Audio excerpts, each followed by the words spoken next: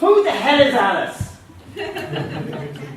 How many people heard that expression? No, there's another one. Well, there's one thing you'll never hear is, who the hell is Luanne? Because anybody who has met Luanne, and you'll do that today, knows that she's a bright, bubbly bundle of energy, enthusiasm, and educational knowledge. And you have a treat here today because Luanne loves teaching Toastmasters. Luanne is different to me when it comes to energy, because if I feel that I need more energy, what I do is I go and I lay down on the but she's the opposite. She takes it on full.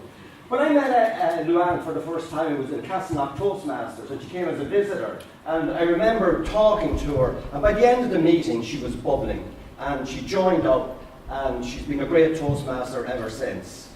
I was setting up 12 years ago a new club called Phoenix Tower. It's a very successful Toastmasters club, and Luanne joined me on the committee, and she's a founding member, and I don't think she ever missed a meeting on the committee or at any of the meetings all the few years that she was in it.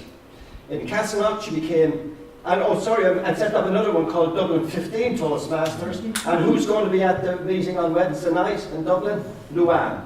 She's a great Toastmaster. She'd do anything to help Toastmasters. So she's going to have a great session here today. She became she was president of Castleknock Toastmasters, and then she went on to area division governors. She then went on and she became the District 71 governor, which was all of Britain and all of Ireland at the time. The next year then they hived off some of England away from us, and they had a new district, but we still retained the number 71. And the person who took that over, for a personal reason, had to resign after a short period, and Luanne stepped into the breach, which was marvellous because she had all the experience of the year before. Otherwise there could have been a lot of problems with the new setup. Then she decided that she would go back to the States because her grandchildren are there, so she went back to Phoenix, Arizona. Now she stayed 15 years in Castleknock. She went back to Phoenix, Arizona, and she joined the Toastmasters there. But of course you can't hold her down because it's Division 3, and she's helped them with some of the directors and the officers there to get onto the international boards. And she's been, all the committees that she's been on there have been very, very successful. What else can I say about her? There's a lot I can say about her, but I had to cut them out. Yeah, she's a facilitator in the District Toastmasters Leadership Institute. And if you know what that is, if you don't know what that is, you can ask her later on. Today, body language is one of the most important items that we need to know if we want to be great speakers and great evaluators. And Luanne loves, as I said, presenting and helping out Toastmasters. And you have a treat in store tonight with Luanne, because let your body speak. Luanne Kent. Luanne Kent.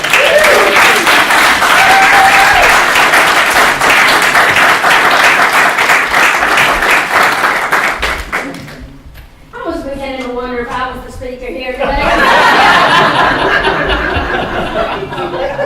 Thank you, Tony, for that warm introduction. Endless. Let your body speak. Now, Tony's already mentioned that I think, and the majority of people do feel, that body language is one of the most effective tools that we possess in our quest to become more effective presenters. Unfortunately, for many of us, body language is more like a foreign language that we don't understand. Now, we've got these over 600 muscles helping us to learn this language. And, well, I don't mean to boast, but from the very first speech that I ever gave, I was able to use most every one of those muscles. to hang on to the lectern. I think a few folks, you know what I mean? Yeah. Are you there with me? However, we can use these muscles in a much more effective way because body language can add so much to our speeches. It can give clarity and meaning. It can show our commitment, our passion, our sincerity. It can show what we mean. It's a visual for the audience. It's not just the audience hearing what we're saying. They're seeing what we're saying. And as a bonus, using body language will help you let go of some of that nervous energy. And I'm still waiting for it to happen. But first, you have to let go of the lectern. Now, what we're going to do today, and excuse me because I don't have a clicker, so I'm going to be using my mouse to click. And when I talk about parts of body language and gestures, we will say try and keep things out of your hand. But since I'm going to use this is one of those cases. Did your mama ever say to you, do as I say, not as I do? Okay, so will you bear with me on this? What we're going to talk about today are the types of body language, why each is important, and how to execute it. And also, another bonus here, jot things. Well, you don't even have to jot things down because I'm actually going to have a handout for you at the end. But hopefully, you're going to get some ideas. Have you ever been in an evaluation and somebody stands up and says, "Oh my gosh, you're so good. I just don't know what to say. I can't give you a recommendation." Well, I tell you what, you can find some recommendations when it comes to body language. So, listen up. The types of body language. We have our face, which includes our eyes, facial expressions, and eyes. We have gestures. Can be hands, legs, nodding, loads of gestures. And the whole body. So let's get started because I believe we're a little bit short of time. I wonder why. Facial expressions. Why do you think facial expressions are important? Anybody have any idea? Because it's 55% of conversation. Anybody else? Because you look at the person's face. Yeah. And your eyes are the windows of the soul. Well, I could. It's only because your face is a projector of what's going on in your mind. That's good. That's good. Why it's important? It communicates more clearly than any other part of your body. Have you ever heard the expression, "Sure, it was written all over her face"? It's true. It's true. And it is the key to the meaning behind your message. The audience can see how you feel. It gives clues to your conviction, how you feel about your message, your sincerity, everything. But it's also neat because it's universal. You know, gestures, you have to be careful in other cultures. But your facial expression, whether it's fear or disgust or happiness or sadness, they're all the same. People all over the world smile when they're happy. So how are we going to execute it? Let your emotion show. Folks, and you're probably going to hear this all throughout this session. When you have passion for your speeches, that's really where your body language comes from. Don't be afraid to let your emotion show. Let it come freely. Let it show on your face. You also need to match your expressions to what you mean. Because let's say we got this friend, and maybe we'll call him Tony. And we could look and we say, we're going to say Tony's a funny fellow. So if I say, "Tony, he's a funny fellow," but if I kind of turn my lip up and say, "Tony, he's a funny fellow," you know, it gives a whole different meaning. We might think this fellow, whoever he is, might be a little weird here or there. Or Aunt Tony and Aunt Agatha, you're talking about your poor Aunt Agatha, and you just come back from the funeral, and you've got this big smile on your face. Now it's going to confuse folks. what Aunt Agatha left you.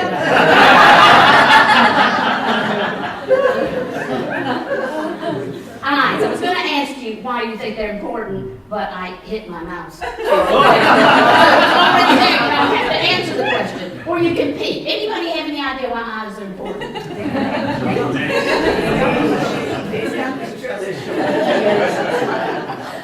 They connect you. Your eyes.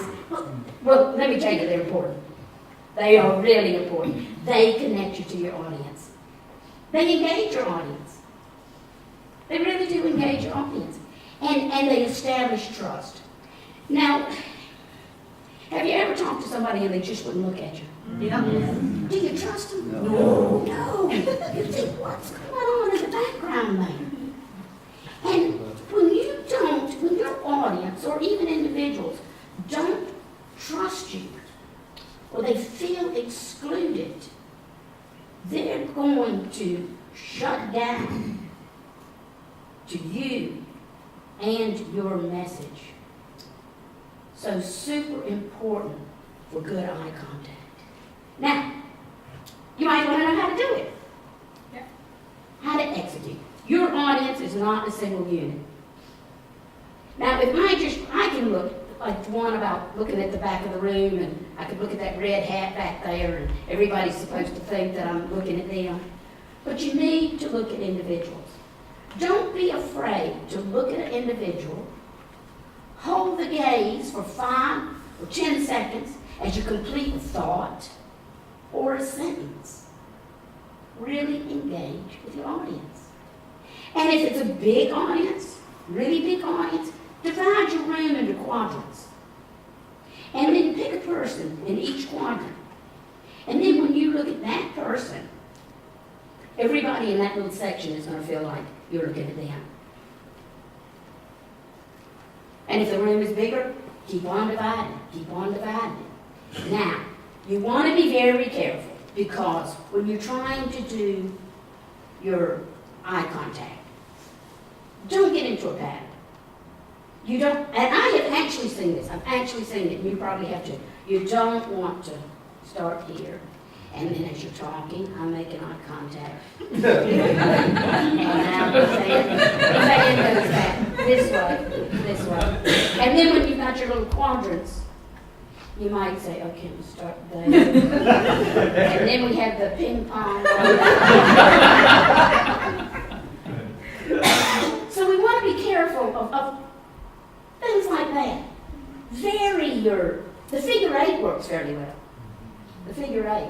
And sometimes too, with eye contact, if the room is very large, you sometimes might have to move your position so that you can see the whole room. I'm not moving my position too much because I know I'm small. This stage, it's really, really small. So if anyone sees me stepping too close to the back, just holler, please. Please. You said push me? Gestures. Moving on to gestures. Why do you think they're important? Emphasis. Excellent. Show trust. To build trust. Build trust. Show what you mean. Show what you mean. Variety. Variety. Okay, they reinforce the spoken word. They allow the audience to see what you're saying. They hold attention. And it's especially worthwhile when you have people that aren't in your direct line of view, where they can't see you directly. Then when you have gestures, it kind of holds the attention. It holds the attention of the audience when you're not directly looking at one person or another. And increases effectiveness of your speech. And I've got that little 272465 down in the corner as a reminder, because when I was looking up about gestures, I was looking at TED Talks, and there was a study done on the most popular TED Talks ever. And on the least popular TED Talks, now they're 18-minute talks. You familiar with them? Yes. Yeah, they're very good, and you can learn a lot from them. But in the typical 18-minute talk, that was the least favorite, the speaker used 272 gestures. The most popular, they used 465. is almost double.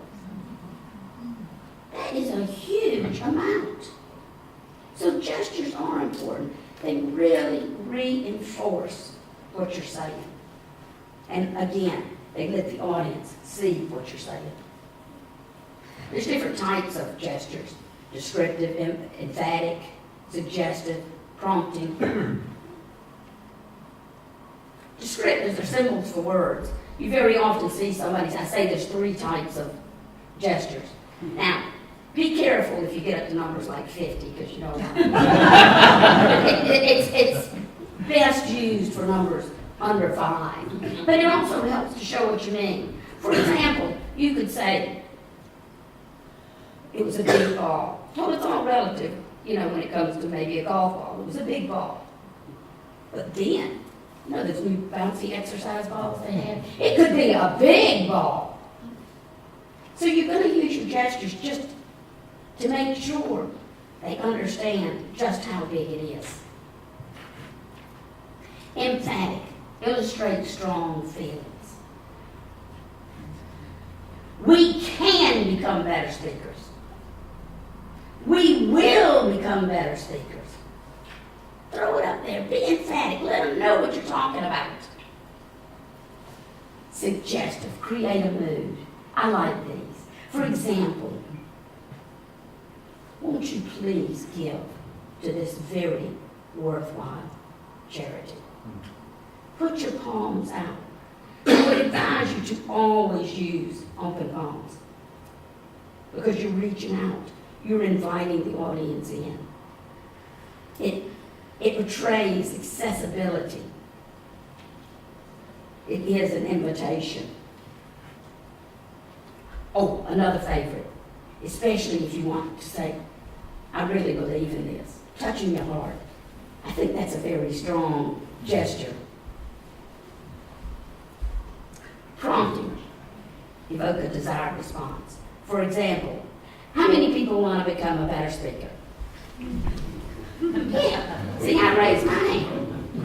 And isn't this a great conference?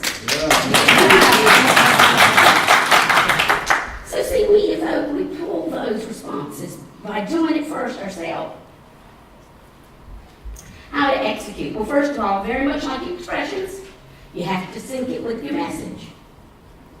I can't be telling you that I always go to the right. Of course, I don't know my left from my right.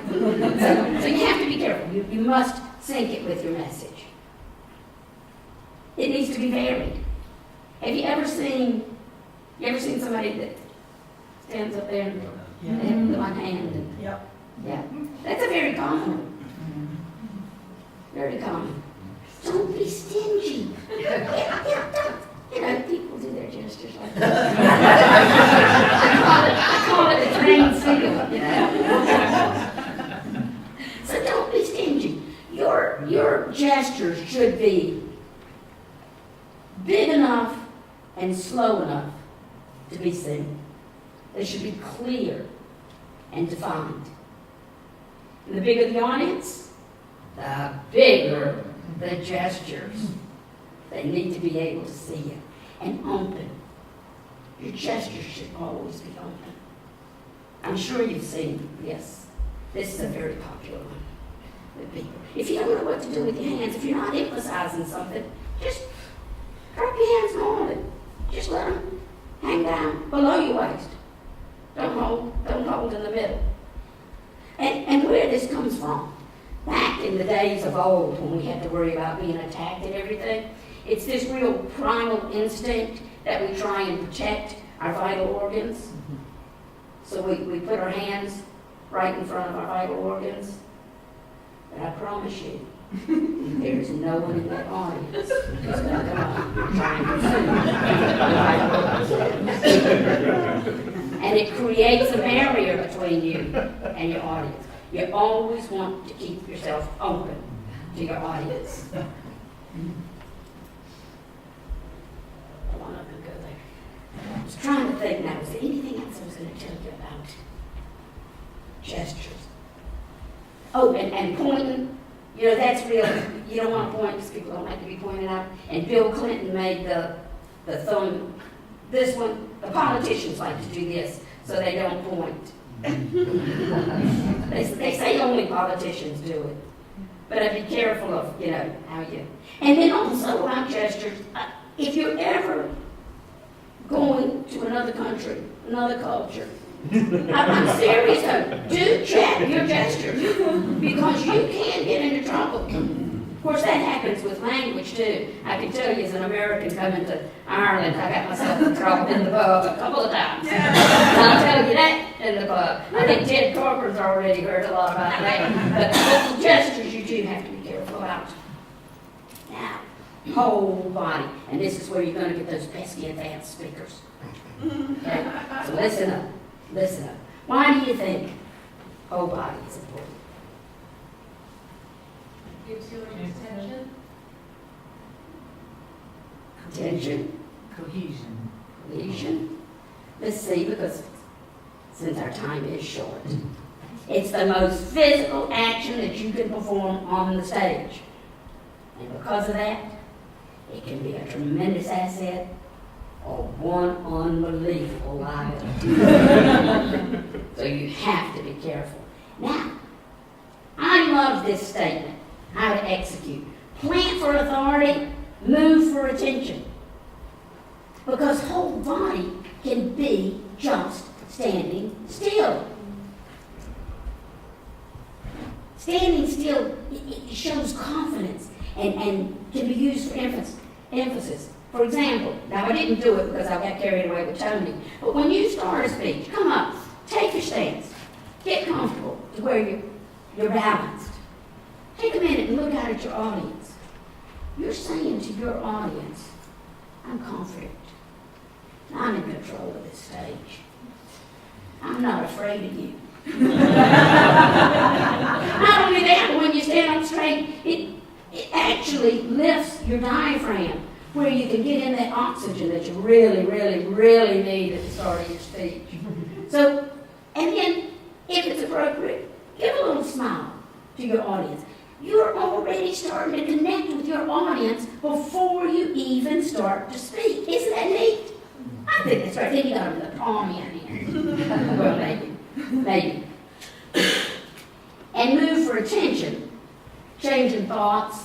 If you're going from one subject to another, like if I had a lot more room, I might have been. But this was handy because then I didn't have to worry too much about movement.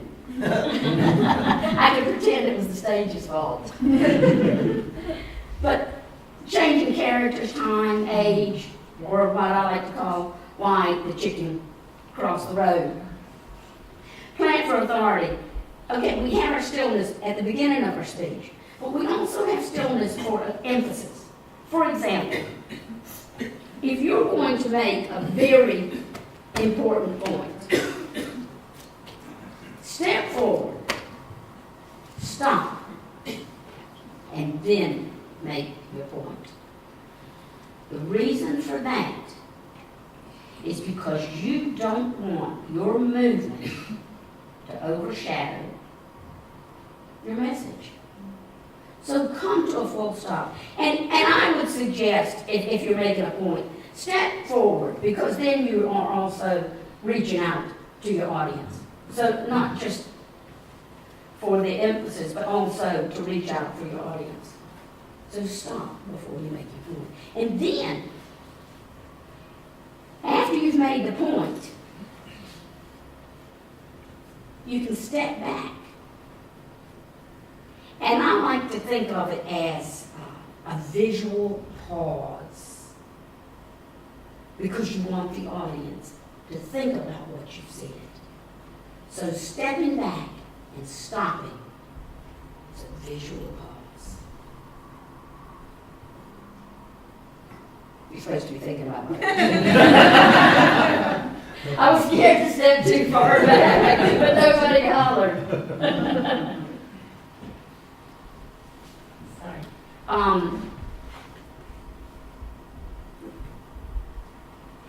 As far as whole body, one of the main things that you can remember is that if you move make sure you do it for a reason and with purpose. We said about the change in thoughts or transition or time or age, and it's usually a lateral movement when you're going through time, except I usually go to the left. I guess I don't know if it depends on whether you're left-handed or right-handed. We're changing characters. Molly thought Bob was misbehaving. Bob thought Molly was getting carried away with herself. But to turn, so that to indicate the characters. Or then, even when you get different topics, or using it as transitions in your speeches. We have our transitions, which are very important in our speeches. But then if you actually take a step to the other side, it allows your audience to see your transition. So if you're moving, use it with reason and with purpose. Otherwise, it's wandering. It's wandering. And remember, plan for authority and move for emphasis and attention. Believe it or not, I've got the red light, so I'm just letting you know we're going to speed up, because it didn't really say how we were going to learn the language, but observe others. Not to just see what you like, but see what you don't like. Google it.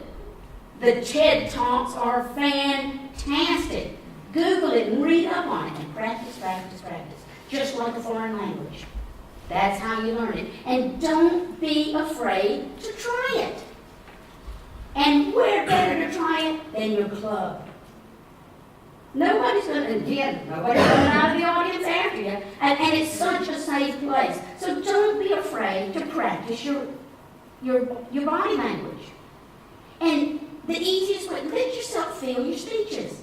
When you feel your speeches, when you let that passion show, your movement is going to come from within.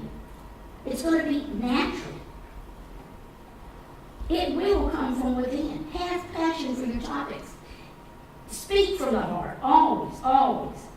So fill your speeches and let your excitement show. And I guarantee you, if you let your excitement show, your audience is going to be excited too. And I can't believe the time has passed by this fast. But let me just say, we've covered the types, why each is important, how to execute. Like I said, I could spend 45 minutes on each one. But I hope the next time that you speak, that you'll share the backstage, and that you'll let your body speak. But first, you have to let go of the actor.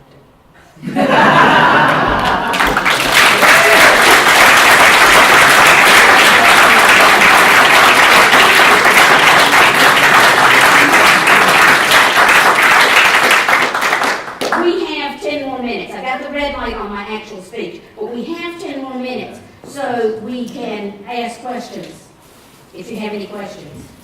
Yes? One of your slides said about moving to explain why the chicken crossed the road. Oh my gosh, I can't believe I forgot that.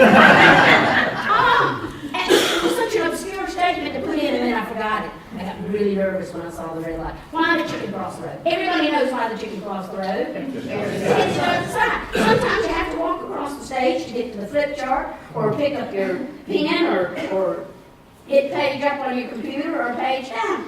Very simple to get to the other side. Sometimes you just have to move. But please, I don't care what you have to pick up. This is a pet peeve of mine. Don't turn your back to the audience.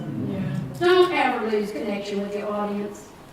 Because if you lose connection with you, if you break that stride, you are going to sever that connection. So don't ever lose your audience. Always look at it. Thank you for asking that. Oh my gosh, I'm embarrassing. Yes.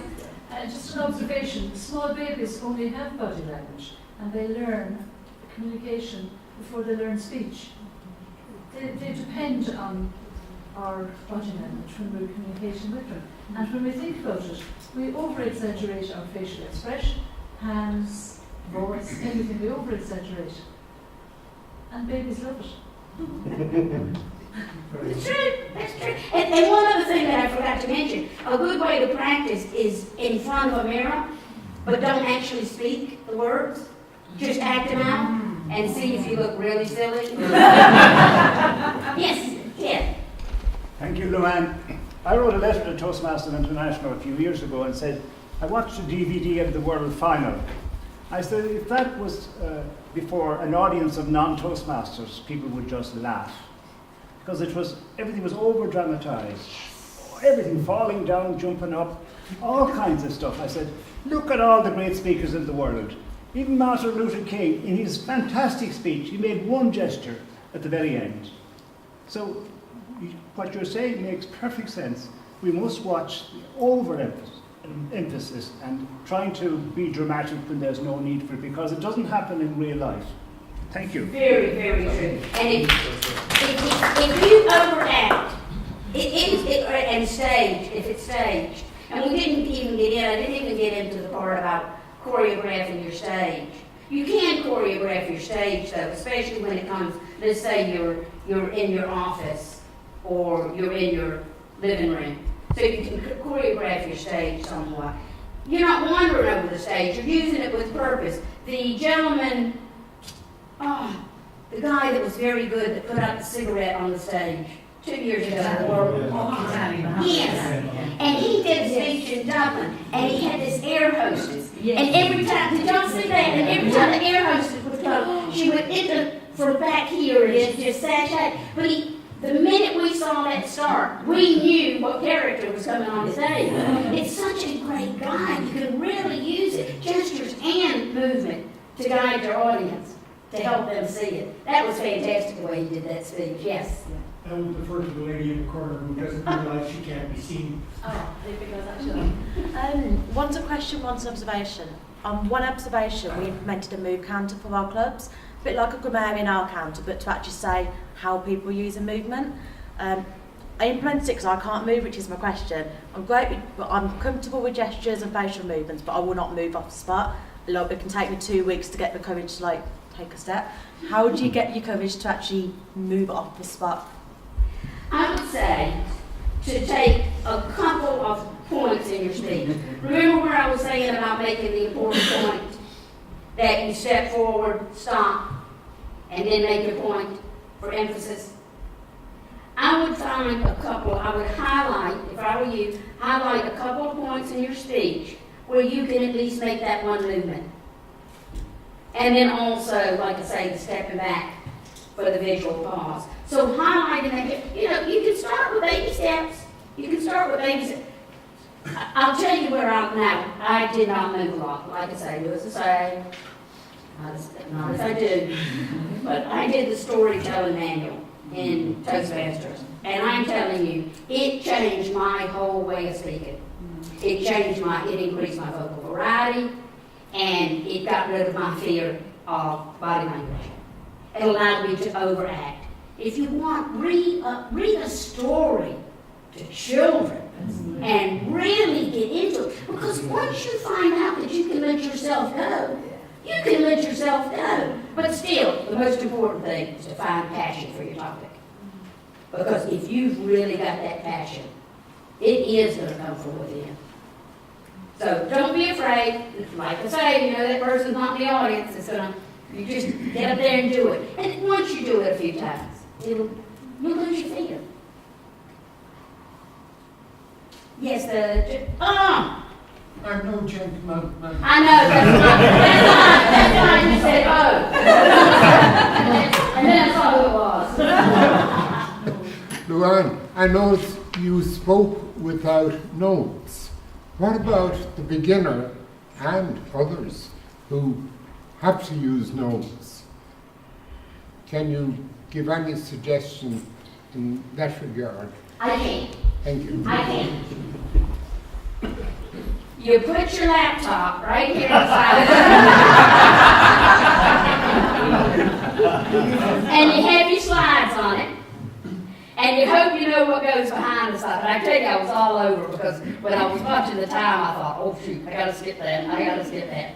But that was fairly discreet. The only thing was this the sun was kind of shining in here and I kept losing the bottom line. But you know, there's little techniques you can use, so that freed up my hands. And then I ended up putting this down because I did feel inhibited by the fact that I was having to hold that. And, you know, I have a nice clicker sitting on my bed in Arizona.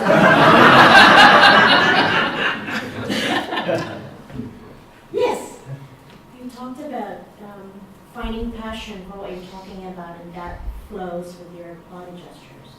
What about where you are speaking about something that may be quite dry? So, for example, work presentations and things like that. That may not be something you feel passionately about, but you still want to engage your audience. What kind of gestures would help in that regard? If you can't find passion for your job, it's time to quit.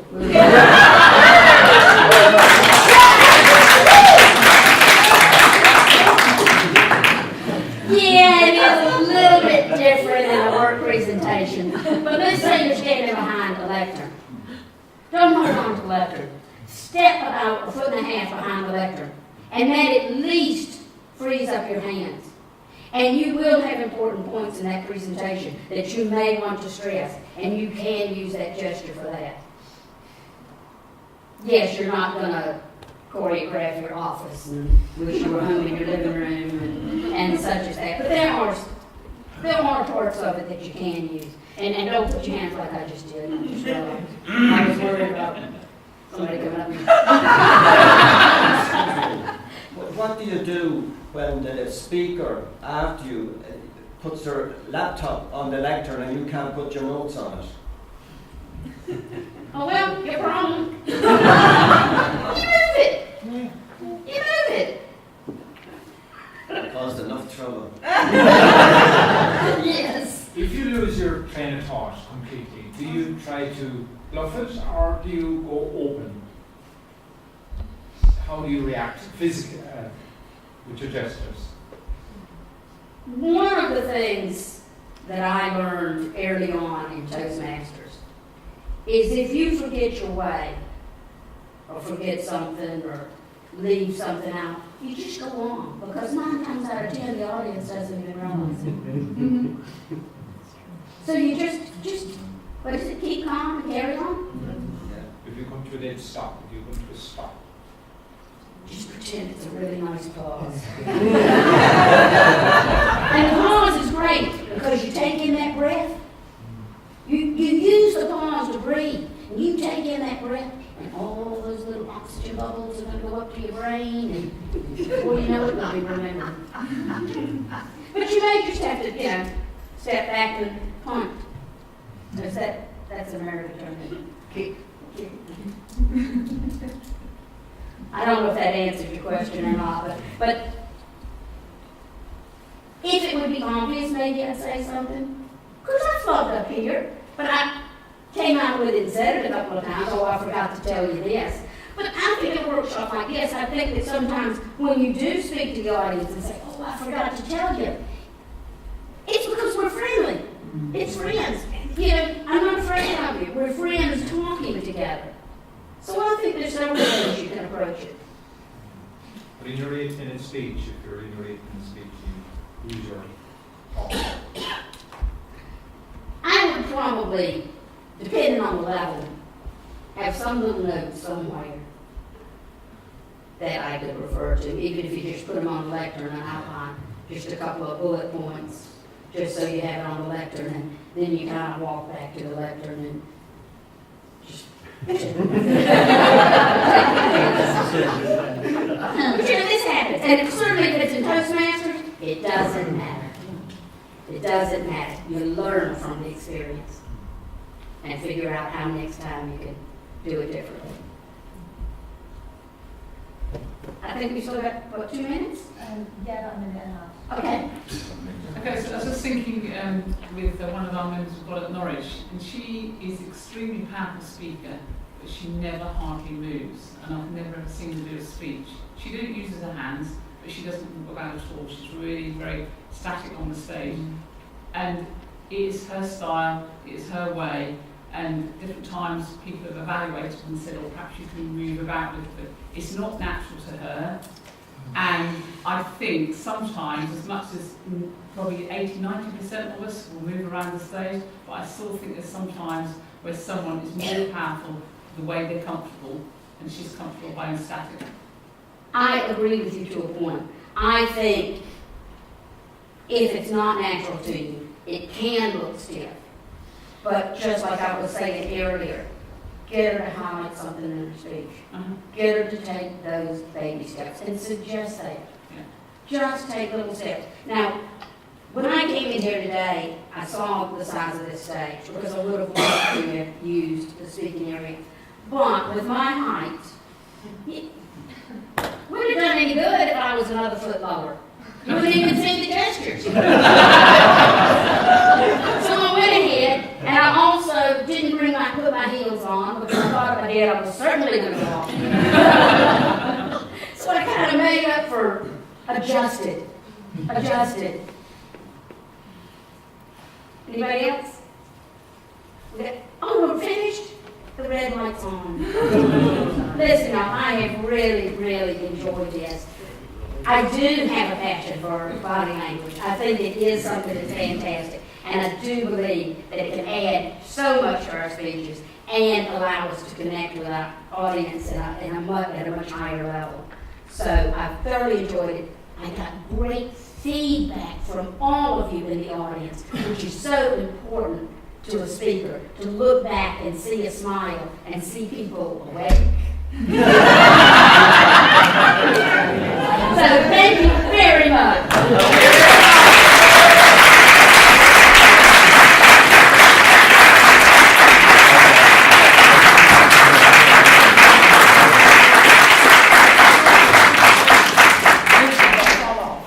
Ladies and gentlemen, I'm sure all our bodies will speak much better. Sorry, what's he calling? He wants to tell you that there's handouts when you go out the door. Oh, yeah. On behalf, I'm sure that everybody has learned something here today. I have, I learned a lot. And I'm sure all of you did, even the experienced speakers. I would like, on behalf of the Safe Haven Conference, to present this to Luanne, and to thank you for giving us such a wonderful session on how your body speaks.